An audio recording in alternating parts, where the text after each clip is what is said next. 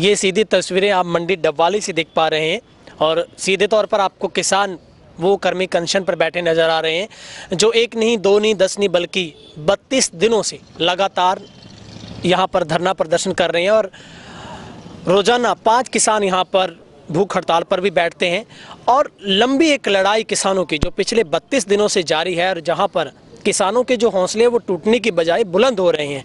और आप सोच रहे हैं कि मैं भी आज नीचे क्यों बैठा हूँ, क्योंकि देश का वही अन्नदाता है जो दिन रात कड़ी मेहनत करके और उन सर्दी की रातों में, चाहे गर्मी हो चाहे सर्दी हो, बल्कि वो उस सर्दी में रहकर भी पूरे देश का पेट पालता है। लेकिन आप कल्पना कीजिए जब किसान उस सारे कामों को छोड़कर बैठ गया तो देश का ये जो मुद्दा है या ये विषय है वो बेहद गंभीरता की तरफ जाना लाजमी है। इसी बात को हम समझते हैं और किसान के साथ हैं। हम किसानों से विस्तार से बातचीत करना चाहेंगे क्योंकि 32 दिनों का एक लंबा सफ़र यहाँ पर तय करते हुए किसान लगातार यहाँ पर भूख हड़ताल पर हैं, धरना दे रहे हैं और अपनी जो उनकी 13 सूत्रीय मांगों को लेकर, खास करके स्वामीनाथन की रिपोर्ट है, कर्ज माफ़ी की रिपोर्ट है, इसके अलावा नहरी पानी को लेकर और ऐसे तमाम ऐसी जो मुश्किलें हैं जो किसान लंबे अरसों से झेलता आ रहा है।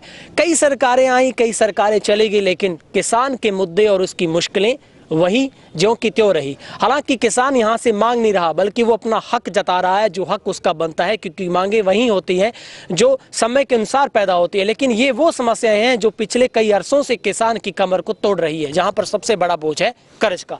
सर भाटी साहब हमारे साथ है। सर 32 दिन बीत गए, अभी तक सरकार गंभीर नहीं हुई है किसी मुद्दे के ऊपर। सरकार अपने आप में जो कर रही है वो ऐसा कर रही है जो हम मांगते हैं बिल्कुल उसके उल्ट।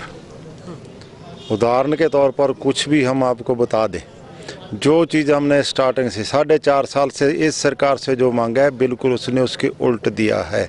जैसे कि हमने मांगा भी हमें बीमे की ज़रूरत नहीं, सरकार ने ज़बरदस्त हमारे पे बीमा लागू जबरन किया। और मैंने आपको पहले भी बताया भाई बीमे से भी बहुत बड़ा ये राफेल से बड़ा घोटाला है, किसानों के साथ बहुत बड़ा भारी धोखा है। यही बीमा अगर इस किसान भलाई फंड बनाया जाता तो उन जो पैसा 4,000 रुपया पर एकड़ का किसान के पर एकड़ का किसान को उस कंपनी को देती है, बीमा कंपनी को, वो किसान के खाते में सीधा डाला होता तो किसान खुशहाल होता या बीमा कंपनी।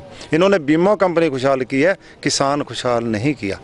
अगर कुछ जिसका नुकसान हुआ उसको मिले, अगर किसान भलाई फंड हो तो उसको मिलेगा जिसका नुकसान हुआ है।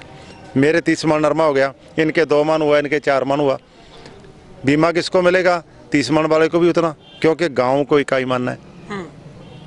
उसमें नुकसान इसका ज़्यादा हुआ, नुकसान इसका ज़्यादा हुआ, पैसा जिसके नरमा 20-30 मन हो गया उसको भी औसतन कम होगी ना। जिसके हो गया उसको तो मिल गया और डबल मिल गया, पैदावार भी होगी, बीमा भी मिल गया। और जिसके नहीं हुआ गरीब तो पे मारा गया।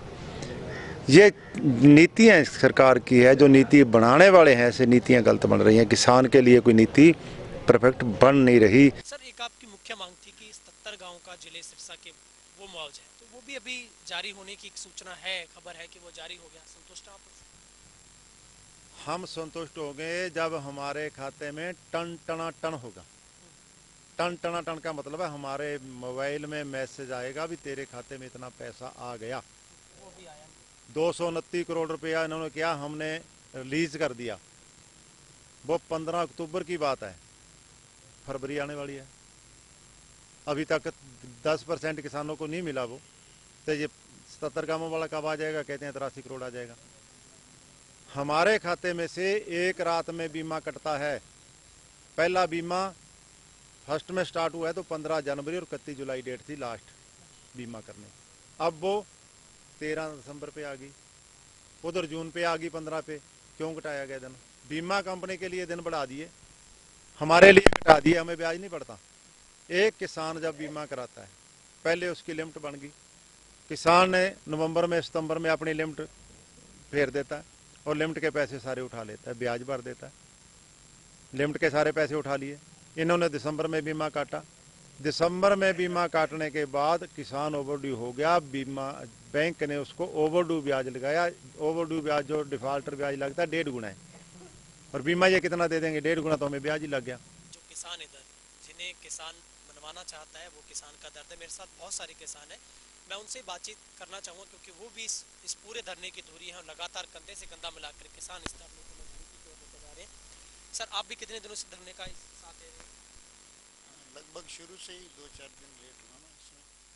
क्या लगता है ये धरने का जो एक नींव है वो और भी मजबूत हो रही है, क्योंकि भ्रांतियां तो ये थी कि किसानों का धरना कुछ ज़्यादा सफल नहीं हो पा रहा है। ऐसा नहीं है, किसान अब की बार पूरा सरकार से अपने हकों की लड़ाई लड़ने के लिए पूरे जोश और जज्बे जुनून के साथ निकले, और ये हर हाल में अब की बार सरकार से अपने हक लिए बिना घर वापस नहीं जाएगा, धरने में ही अपना। आपका क्या नाम है, कहाँ से हैं सर? मैं सकता खड़ा ਸੀ ਬਿੰਦਰ ਸਿੰਘ ਨਾਮ ਹੈ ਜੀ ਮੇਰਾ।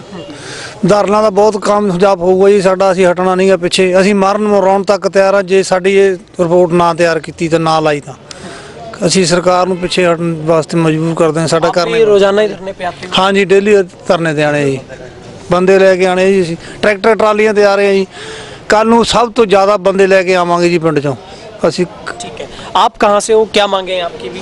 मेरा नाम राजेश है जी, मैं लखवाड़ा गांव से हूँ। हमारा जो मुख्य मांगी है स्वामीनाथन आयोग की रिपोर्ट है, जो बकाया जो बीमा राशि है उसको लेने के लिए नहरी पानी के जो 21 दिनों के अंदर जो पानी देना चाहिए हमें सरकार से वो चाहिए। और ये धरना हम लगातार शुरू से चला रहे हैं, आज इस धरने का हमारा 32वां दिन हो गया है। तो हमें पूरी ताकत के साथ इसको चलाया है और हमें पूरी उम्मीद है कि हम इसको आंदोलन के अंदर बदल चुके हैं। हमारी पूरी मांगे लेकर ही यहाँ से उठेंगे, हम एक भी मांग नहीं छोड़ने वाले यहाँ से। ठीक है, आप कहाँ से हो सर? लीली वालियों ठीक है, तो आप भी लगातार धरने पे? लगातार आ रहे हैं। तो क्या लगता है आप इस धरने को पूरा कामयाबी बना के रखेंगे? आपकी जो मांगे हैं वो सरकार झुकेगी, आपको लगता है? बिल्कुल झुकू आपे इतने 35 च रहांगे, पूरा इतने जचे रहेंगे। तो आप देख सकते हैं ये तमाम वो किसान हैं जो लगातार इस धरने को मजबूती की ओर लेकर जा रहे हैं। हमारे साथ और भी किसान हैं, मैं उनसे बातचीत करना चाहूँगा क्योंकि वो भी लगातार इस धरने पर आ रहे हैं और लगातार सरकार को चेताने की जो बात है वो हो रही है। सर क्या नाम और कहाँ से हैं? ਭੋਲਾ ਸਿੰਘ ਜੀ ਡੱਬ ਵਾਲੀ ਪਿੰਡ ਤੋਂ ਆ। ਮੁੱਕਦੀ ਗੱਲ ਹੈ ਜੀ, ਇਸ ਦੇਸ਼ ਦੀ ਜਵਾਨੀ ਤੇ ਕਿਸਾਨੀ ਇਹਨਾਂ ਸਰਕਾਰਾਂ ਨੇ ਮਿੱਟੀ ਚਰੋਲਤੀ, ਸਾਰਾ ਕੁਝ ਖਤਮ ਕਰਤਾ। ਜਿੰਨਾ ਚਿਰ ਇਹਨਾਂ ਚੀਜ਼ਾਂ ਦਾ ਸੁਧਾਰ ਨਹੀਂ ਹੁੰਦਾ, ਨਸ਼ਿਆਂ ਦਾ 5ਵਾਂ ਦਰਿਆ ਚੱਲ ਰਿਹਾ ਸਾਰੇ ਦੇਸ਼ 'ਚ, ਕਿਸਾਨ ਇਹਨਾਂ ਨੇ ਖਤਮ ਕਰਤਾ।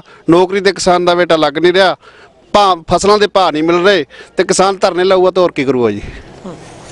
ठीक है, आप कहाँ से हो सर? मेरा नीले ने पिंड है, गुरहंस मेरा नाम हैगा।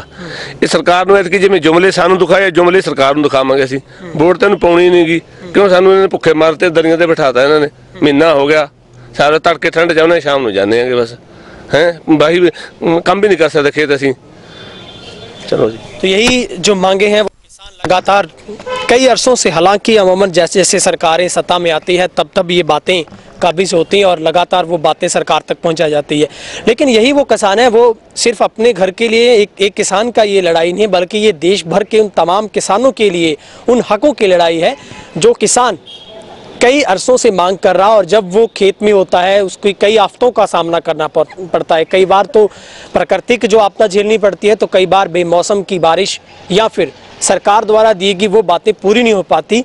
जहाँ पर चाहे आप बिजली की बात करें, चाहे आप नहरी पानी की बात करें, फसलों के भाव की बात करें, और भी ऐसे तमाम आर्थिक बोझ जो किसान को समय समय अनुसार किसान को और बीमार की तरफ ले जाते हैं। जहाँ पर चाहे खाद की बात करें, अच्छे बीजों की बात करें, ये तमाम जो बातें वो किसानों को बड़ी फिक्रमंद की ओर ले जाती है। ये वो किसान है जो यहाँ पर आज भूख हड़ताल पर बैठे। क्या नाम है सर, कहाँ से आप? गुरचरण सिंह सकतागढ़ तो जी। ठीक है, तो आप भी आज भूख हड़ताल पर हैं? हाँ, भूख हड़ताल तो बैठे हैं जी। तो ठीक है, आपका क्या नाम है सर? गरमेल सिंह सकतागढ़। क्या मांग है सर? भूख हड़ताल पे बैठे हैं। ठीक है, तो आप भी ये तमाम जो 13 सूत्रीय मांगों को लेकर समर्थन दे रहे हैं? हाँ जी, पूरा जी अच्छे धरना लाना है। भूख हड़ताल दे पूरे बैठे हुए हैं। कल जब पूरा देश 26 जनवरी को गणतंत्र दिवस के रूप में मनाएगा, जिस दिन हमारे देश का संविधान लागू हुआ, तो यही वो किसान है जो अपने 33वें दिन, इनके लिए वो एक अगला दिन होगा, लेकिन देश के लिए नया दिन होगा क्योंकि देश गणतंत्र दिवस के रूप में मनाएगा। लेकिन यही वो किसान है जो इसे रोज स्वरूप, उनकी एक इस बात के प्रति गुस्सा है कि इसी कानून का वो दिन है और उन्हीं के कानूनों की पालना नहीं हो रही जो किसान चाह रहा है। उसी की चाहत के लिए किसान यहाँ पर इसे काला दिवस के रूप में मनाएंगे और कल किसान काले झंडे लेकर यहाँ पर गणतंत्र दिवस को मनाएंगे। डबवाली में ये किसानों का धरना है, वो पिछले 32 दिनों से लगातार, आपको याद होगा 25 दिसंबर 2018 को यह धरना यहाँ पर शुरू हुआ था। हालांकि कल 26 जनवरी 2019 से इस धरने को आमरण अनशन के रूप में आगे लागू करने की बात थी, लेकिन अब किसान इसको 30 जनवरी से किसान इसको आमरण अनशन के रूप में आगे चले जाएंगे, लेकिन ये 30 जनवरी से शुरू होगा जब पूरे किसान यहाँ पर, ऐसी बहुत सारी लंबी लिस्ट जो किसानों के पास पहुंची हैं जो आमरण अनशन पर बैठेंगे।